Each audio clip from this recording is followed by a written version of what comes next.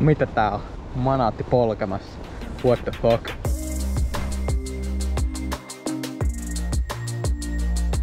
Fido lähetti mulle niiden päivitetyn version D2S taitettavasta sähköpolkupyörästä arvioitavaksi ja testattavaksi, joten mä kerron teille kaikki speksit, mitä mä tiedän tästä pyörästä ja esittelen teille vähän minkälainen kokonaisuus tää pyörän oikein on. Tilaa kanava, jos et vielä oo, niin hei, hypätään saman tien sitten videoon.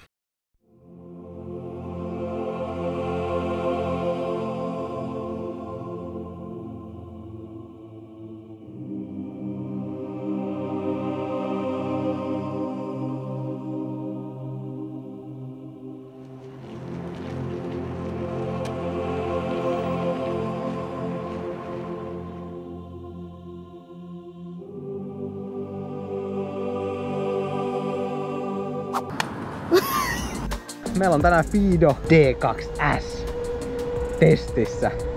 Damn. Sinänsä oikeesti funny. Mä en oo not even lying, kun mä sanon, että mä oon halunnut Fidoa testiä pitkän aikaa. Silloin kun mä näin ensimmäisen arvioinnin Fidoista, niin oli Wrong Wayn kanavalla itse asiassa. Kannattaa käydä tsiikaa hänet. Silloin mä katsoin, että on aika vikkelän näköinen peli. Semmonen taitettava sähköpolkupyörä. Mä oon aina niinku miettinyt, että mä haluaisin tämmösen niitä joitain kertoja varten, että voi niinku helposti vaan iskeä. Tarvii jonkun pyörän mukaan, esim. Junaa, jos meet pidemmällä matkalla tai jotain muuta semmoista. Mut ei oo tilaa semmoselle isolle sähköpyörälle, niin mä oon aina ollut silleen, että god damn, mä haluun niinku normi tämmösen kevyen sähköpyörän taitettavan. Ja nyt mulla on tämmönen. Fido sponsors lähetti mulle tämmösen ilmaiseksi tätä testiä varten, joten ottakaa se huomioon, kyllähän se nyt vähän tähän vaikuttaa. Mä oon aika hyped, ainakin ite. Mä nyt periaatteessa paljon vaan sen takia, ettei mulla lopu rangi kesken, kun mä haluan kuvaa tänään melkein koko päivän, mitä aurinko on vielä jäljellä. Niin. Eli täällä voi cruisailla tälleen kevyesti 25 kilometriä tunnissa. Ei tarvitse polkea, ei tarvitse tehdä mitään. Varsinkin siis semmosen kasuaalin työmatkapyöräily, hei. Ei jaksa polkea. Kaasulla vaan. Tää on ultimaattinen sähköpyörä niinku työmatkailijoille. Varsinkin niinku seuduilla, missä on mahdollisuus käyttää julkisia liikenteitä, julkisia kulkuneuvoja, muotoja, niin siinä mielessä on ehdottomasti yksi parhaimmista, koska taittuu kasaan, saat silloin vietyä myös niin kuin otettu vaikka bussiinkin mukaan, jos siltä tuntuu. Tää mahdollistaa aika paljon enemmän, mitä monet muut sähköpyörät. Ja tää kaasu. Niin kuin et sä haluut työmatkalla rasittaa ittees. Tää on paljon kivempi. Vähän liikutat jalkoja siinä mukana tälleen, niinku pikkasen pyöräilet. En mä laita varmaan edes kuin jotain 50, alle 100 wattia laitan varmaan tällä hetkelläkin alas. Ja mukavasti se sytytään tää. Mä mietin sitä, että olisi aika hauskaa avata itse asiassa toi moottori ja vähän tutkailla sitä tarkemmin, joten hei, tykkää tästä videosta, jos haluat nähdä semmosenkin. Se on jotenkin tosi rentouttavaa. Tämmöstä pikku polkemista, kaasukaava pohjas, niin hyvin rullaa. Mennään just tämmöstä vauhtia 25-27 kilometri keskinopeutta. Ylämäki menee aika mukavasti, koska toi on tosiaan Fidon sivuilla lukee, että 20% enemmän vääntöä. En tiedä suhteessa mihin. Joka tapauksessa kyllä mä ainakin ton väännön silleen ihan mukavasti tunnen tossa. Kokeillaan vähän offroadia ja tiukkaa ylämäkeä.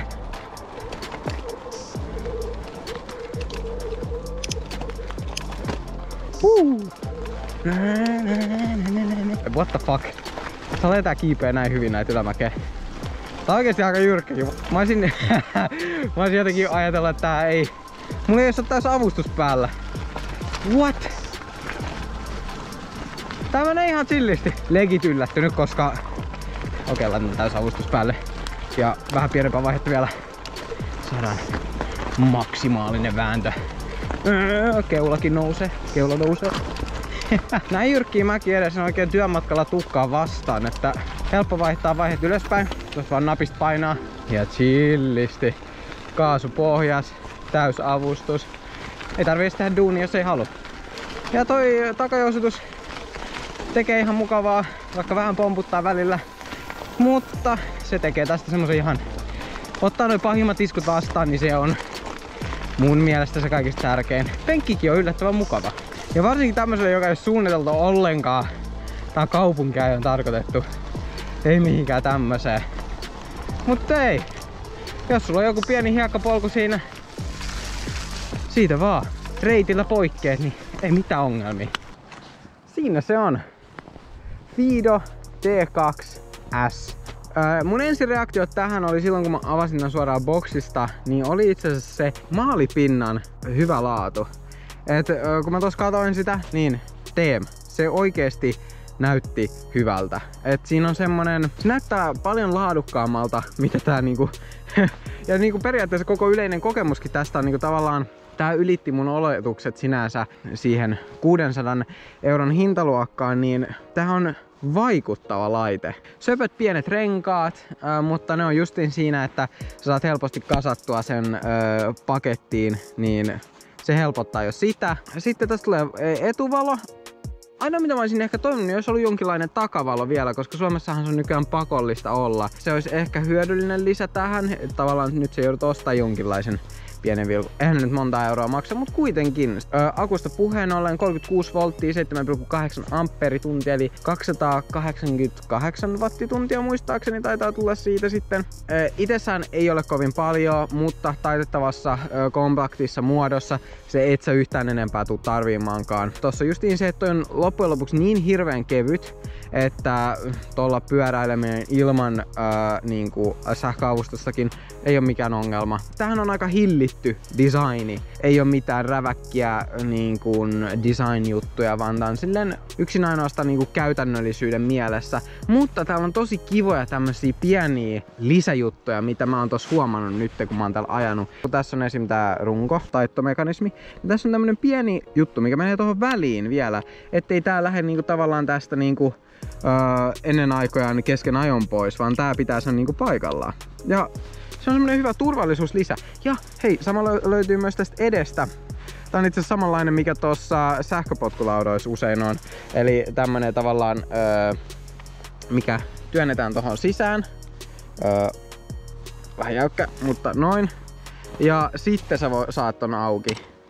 Ja tääkin on tosi siis niinku vahva. Niinku, siis näistä tuntuu, että nää niinku menee paikalleen niinku oikein kunnolla. Niin siitä mä tykkään. Ja sit tossa on tommonen pieni suojakin sille vielä, että se ei niinku kuluta tuota runkoa. Sitten tässä on semmosia niinku, tää on niinku yllättävän valmis paketti. Niinku mä en oikein osannut olettaa sitä, että kun mä oon kattonut näitä Fido-arvosteluita, niin se ei silti niinku ehkä ole välittänyt niistä niin hyvin. Et jos te katsotte tavallaan kaikkea mitä tässä on, niin taitettavalle sähköpyörälle tää on niin näpsäkkä paketti. Takajousitus. Etujousutusta toki ei oo. Se voisi olla semmonen kiva lisä, mutta tossa on kuitenkin, sä voit ajaa ihan ok paineillakin, ei tarvii ajaa ihan hirveän kovillakaan, niin noi kumitkin joustaa. Mutta toi takajousto on just semmonen, että se niinku perse ei mene hajalle. Löytyy kaasukahva, löytyy töötti. Ihan kätevä. Toi on hyvä ääni, se ei ole semmonen liian kova, eikä myöskään liian hiljainen. Et se on just mun mielestä siinä kivassa välimaastossa. Sitten tosta löytyy tosiaan nappi tonne etuvaloon. Ei ole mikään älyttömän kirkas, mutta se on semmonen, että se riittää valasemaan ja toimii ehkä paremmin myös huomiovalona. Tässä on lokasuojat valmiiksi asennettuna. Et siis sä otat tän paketista tyyliin pois, sit sä voit lähteä ajaa. Että on siinäkin mielessä, sun ei tarvitse tehdä mitään periaatteessa. Sä vaan taitat sen, lähet ajaa. Niinku, ei tarvinnut tavallaan tehdä mitään, mistä mä tykkään tosi paljon, että ei vaadi semmoista ensiasennusta tai muuta. Tässä on vaihdevälit, ne on melkein täydelliset. Niinku se on, mä haluaisin ihan snadisti isomman eturattaan tohon, niin pysyis mukana ton, kun on suurin vaihde, ja ton moottorin mukana pysyis sitten, niin sä voisit polkea tavallaan samaa vauhtia, mitä se moottori. Muuten se menee semmoiseksi aika nopeaksi polkemiseksi. Polkimet myös, mitä tässä tulee mukana, ne taittuu sisäänpäin. En nyt tiedä enää miten ne taittuu, mutta ne taittuu, trust me. Takavaihtaja toimii mukavasti, tosi on vähän erikoinen. Mä en oo ite oikein törmännyt tämmösiin vaihtajiin, mikä tässä edessä on.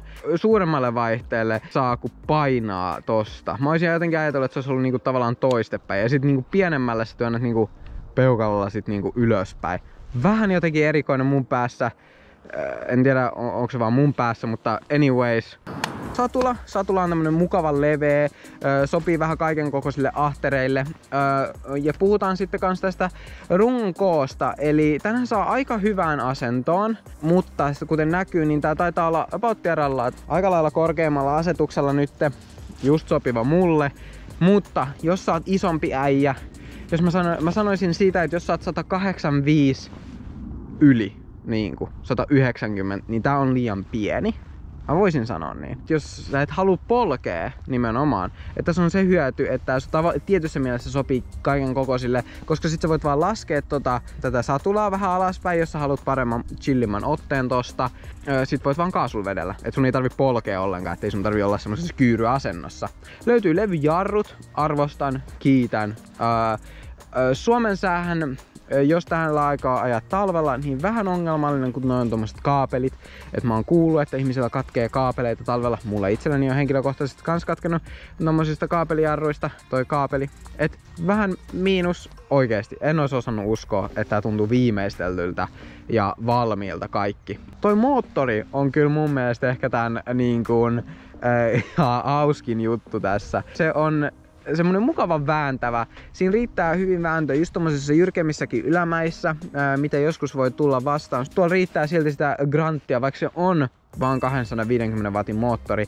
Siellä on semmonen alentajajärjestelmä, se tuo sitä alavääntöä, mutta se vie sen huippunopeuden ja sen takia tää on periaatteessa menee vain 25 kilometriä tunnissa.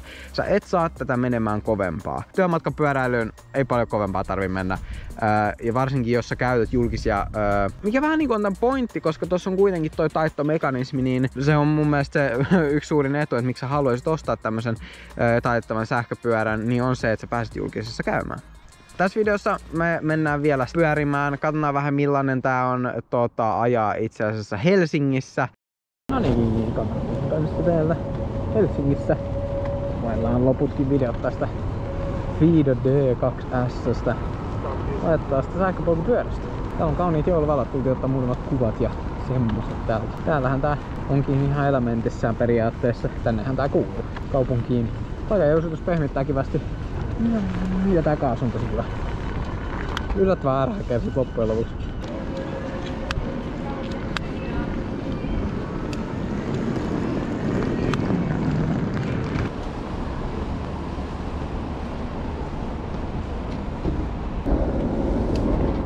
Mä aion tehdä tästä pyörästä vielä 1000 kilometrin arvioinnin, joten jos haluat nähdä mun mielipiteet tästä pyörästä pidemmällä kokemuksella, niin hei, laita kanava tilaukseen. Ja muuta tällä kertaa, niin nähdään seuraavassa videossa ja se on moro!